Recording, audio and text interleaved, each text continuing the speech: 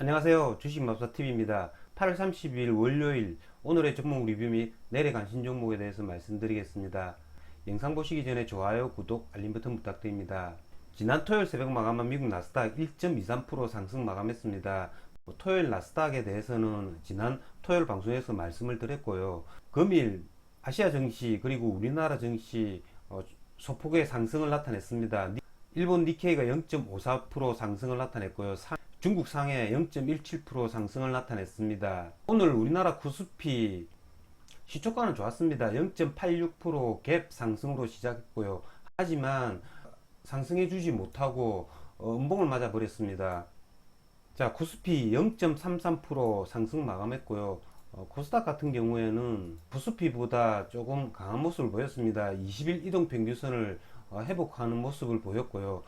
오늘 코스닥이 이처럼 코스피보다 강했던 까닭은 코스닥 시가총이 3위, 4위죠. 펄어비스 그리고 HLB 이런 애들이 14%, 9.5% 이렇게 상승을 해주었던 까닭이 있지 않나라고 생각이 듭니다. 자, 그러면 종목 하나하나 보시면서 말씀드리겠습니다. 자, 첫 번째 종목은 카카오뱅크입니다. 카카오뱅크 오늘 하락이 나왔습니다. 2.27% 하락이 나왔고요. 자, 이런 자리에서 지금 카카오뱅크가 옆으로 이렇게 행보하고 있다라는 거죠. 하지만 카카오뱅크 같은 경우에는 9월 6일 날 한 달짜리 기간의 보호 예수 물량이 필리죠. 카카오뱅크가 82,000원 부분에서 이렇게 상승해 주지 못한다면 시간이 갈수록 점점점 이렇게 떨어질 가능성이 많습니다. 그건 기간의 보호 예수 물량이 풀린다라는 거죠. 뭐 내일이라도 장중에 얘가 하락을 하면 짧은 단타는 칠 수는 있지만 9월 6일 그 일주일 남았죠. 기간의 보호 예수 확약 물량이 풀리는 그때쯤에 저점 매수하는 것도 괜찮을 것 같습니다. 잠시 제가 빠뜨린 게 있는데요. 내일이 8월 31일이죠. 내일 같은 경우에는 MSCI 리밸런싱이 일어나는 마지막 날입니다. 그렇기 때문에 작년 같은 경우에는 이렇게 MS 리밸런싱이 있던 그 달의 마지막 날 같은 경우에는 외국인이 주식을 대량 매도해 가지고 굉장히 그날 종가가 이렇게 저점이 되는 경우가 많았습니다.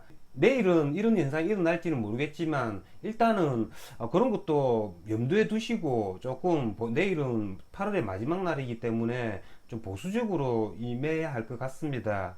자, 다음은 SK 바이오사이언스인데요. 자, SK 바이오사이언스 외국인의 수급이 계속 이렇게 들어오고 있습니다. 내일 종가부로 MSCI 지수에 편입이 되죠. 기간의 물량이 그다지 많이 나오지 않으니까 이렇게 계속 21선을 타고 이렇게 계속 상승해 줍니다. 뭐 이걸 거래를 한다고 하면 이번 주 금요일이죠. 투자 권고 종목 해제 전 수요일이나 목요일쯤에 투자 권고 종목 해제를 노리고 한번 거래는 해보겠습니다. 다음은 펄어비스입니다. 오늘 펄어비스가 오늘 굉장했죠. 거래 대금을 거의 1조 2천억 원어치나 터뜨렸습니다. 펄어비스 두 가지 이유로 이렇게 상승을 하고 있습니다. 첫 번째는 이틀 전에 이렇게 사전 공개된 메타버스 관련 게임이죠. 이 도깨비라는 게임입니다. 이 도깨비란 게임은 내년에 출시가 된다고 하고 있고요. 오늘 이렇게 상승해 주었던 건 중국의 모바일 게임이죠. 이 검은 사막의 사전 예약 돌풍 그런 것 때문에 이렇게 크게 상승하고 있는 것 같습니다. 하지만 단기간에 이런 무거운 주식이 단기간에 이렇게 크게 많이 상승을 했습니다. 크게 상승을 했지만 얘가 상승을 할 때 이렇게 거래 대금을 터뜨리면서 상승했다라는 점. 그렇기 때문에 얘네들 같은 경우에는 이런 눌림목 매매 거래가 가능할 것 같습니다. 오늘 3분봉상 저점인 99,000원 초반대 이런 지점에 내일 한번 온다면 단타로서는 거래를 할 수는 있지만 내일도 이렇게 장대 양봉을 그리면서 또 10% 이상 상승을 해준다면 이거는 따라잡을 수가 없는 거죠, 도무지. 자, 다음은 나노젠 관련주입니다. HLB 같은 경우에는 나노젠의 백신 나노코박스의 글로벌 권리를 갖고 있습니다. 그리고 넥스사이언스 같은 경우에는 나노젠의 2대 주주이며 그리고 HLB의 자회사죠. 넥스사이언스 같은 경우에는 지난 금요일날 나노코박스의 임상 승인 기대로 시간에 상한가를 갔죠. 하지만 오늘 시초가가 거의 한 6%에 시작을 했습니다. 베트남에서 나노젠 코로나 백신 나노코박스에 이렇게 보안 서류를 요청했다라고 하죠.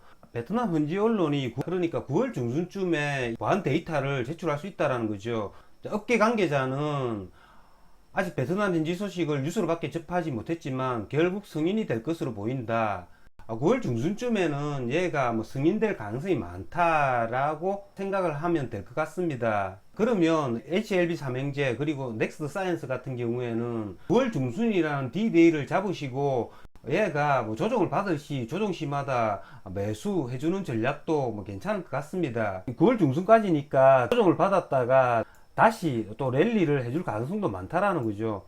그러니까 이 HLB 삼형제와 넥스트 사이언스는 9월달 굉장히 유심히 살펴봐야 할 챕터가 아닌가라는 생각이 듭니다. 자, 다음 수소차 관련주입니다. 자, 수소차 관련주들 오늘도 이렇게 크게 상승을 나타냈습니다. 9월 1일 신규주죠.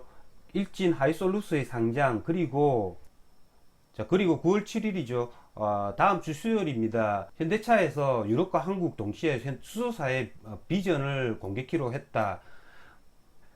그러니까 9월 7일 다음 주 화요일 날 현대차에서 수소사의 비전을 공개한다라는 거죠. 자, 그러면 D-Day를 9월 7일로 잡고 이런 애들도 거래를 해주면 됩니다. 자, 수소차 관련주들 중에서 이렇게 신고가를 갱신하고 있는 종목이 동화화성 그리고 평화산업입니다. 나머지 애들은 두산퓨얼셀 이런 애들 보시면 뭐 신고가는 아니지만 전고점 이런 부분을 지금 돌파하려고 하고 있습니다. 전고점 이런 부분에서 조금 기간 조정을 2, 3일 정도 받으면 다시 재랠리 할 수 있는지 여부, 그런 여부를 살펴봐야 할 것 같고요.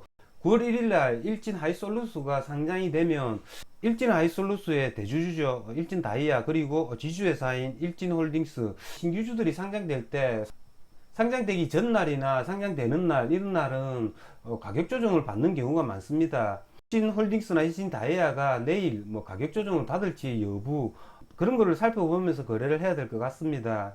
이상으로 주식마법사TV를 마치겠습니다. 제 영상이 도움이 되셨다면 좋아요, 구독, 알림 버튼 부탁드립니다. 끝까지 시청하신 분들에게는 보유 종목이 급등할 수 있게끔 마법을 걸어드리겠습니다. 윙가르디움 레비오사 감사합니다.